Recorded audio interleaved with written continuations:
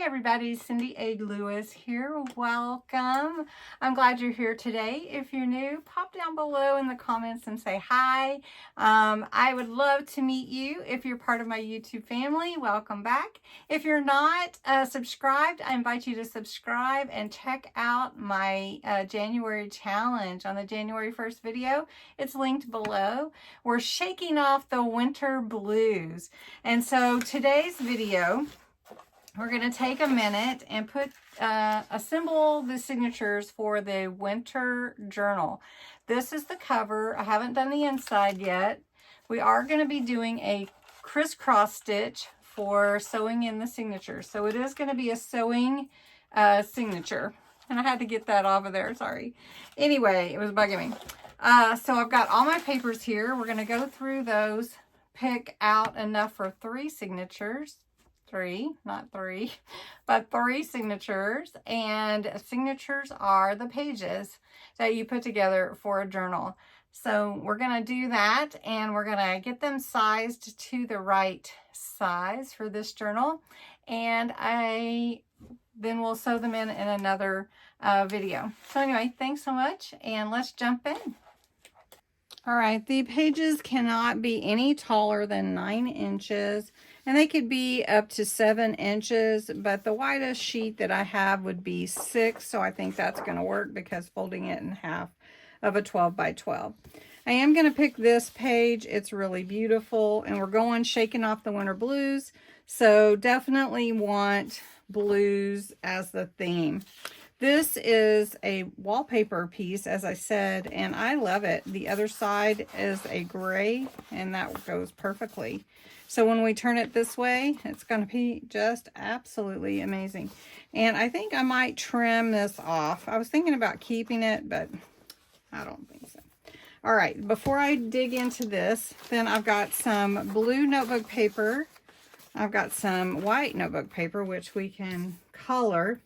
I've got some packing paper, which will be fun to cut down and use.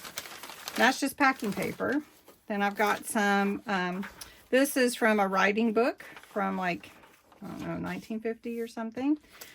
Some ledger papers. This book is from 1981, I think. It's a Christmas Carol book, but it has winter songs in it, and I thought, well, that would be fun to include. Then a book of knowledge, or let's see, encyclopedia. This is the glacier page. I'm going to use that. Then this was like an ideas book from a long ago. So it had some really beautiful snow and some pretty pictures I thought would be fun to have on the pages, even if they're sideways, right? If they're different a different look. So then this is also snow pages out of a book, so I thought they would be fun to include as well. Even if you turn them sideways in a junk journal, that's okay. Then I have just a craft 6x9 envelope we'll use, and then some coffee dyed paper. May not use all of it. And also you know, you can spritz these with different glitter sprays, and you can give them a different color. This is the glitter snowflakes, and this is a collection by Sarah Davies. Honestly, I'm sorry, I do not know what year this was from, but these papers are so beautiful and gorgeous. I really haven't used very many of them. And look how pretty they are. I mean, they have foil and just really beautiful. I'm not going to use any of the Christmas. This one says let it snow. I could use that. These beautiful snowflakes. I like the purples intermingled with the blue. I'm good with that. The greens I'm kind of trying to stay a little bit away from. So for this one, I think we might pull this one in. And then the let it snow one. All right, we're going to get it. All right, so the next thing that I want to do, and on crafting therapy, I usually try to take my time and walk through the steps a little longer. So if you want to get to where I assemble the pages, you may want to kind of forward through, because I'm going to go through these and cut them. for a few minutes. I may not do all of them, but I just want to show you how I plan them out. And my dog got a hold of this blade. And so I ordered some new ones. They won't match, but hopefully they'll cut better. So we're just going to slide this one on.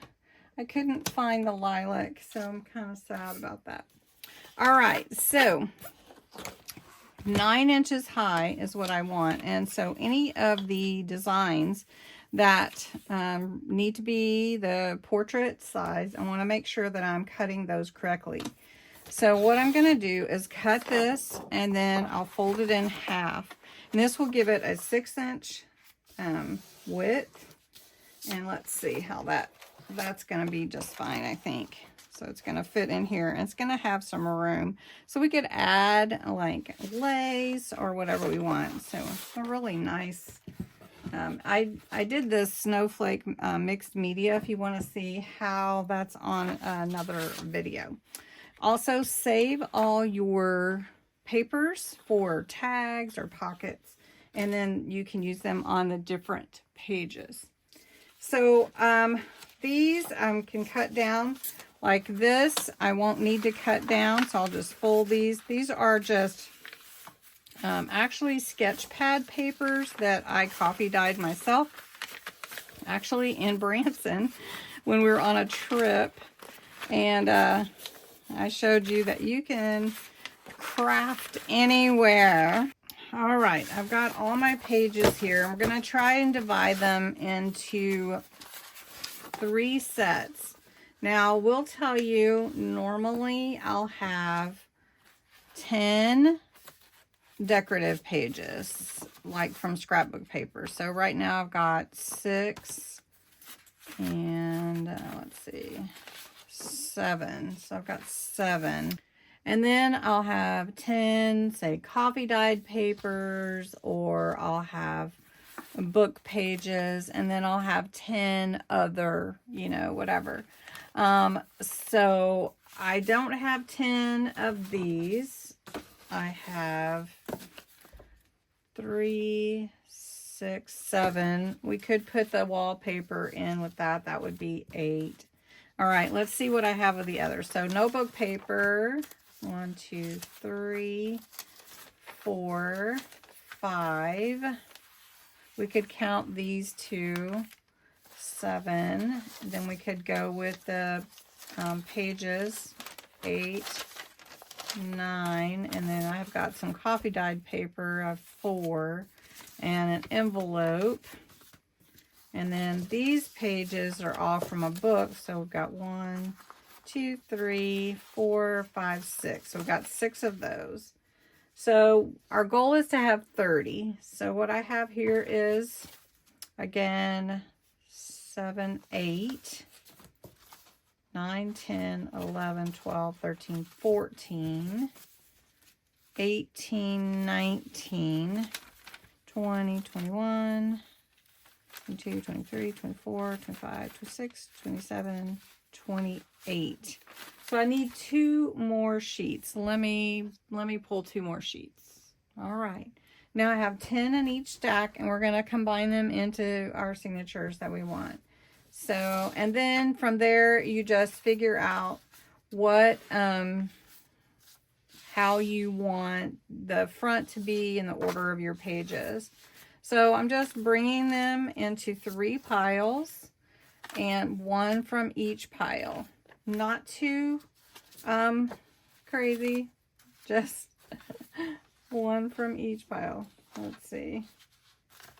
All right, then I want to put another one here, and then we'll pull this one here, and another one here, and then we'll pull here. I'm just going to go rotate, make sure I'm not getting my pages mixed up. And we'll put this one here.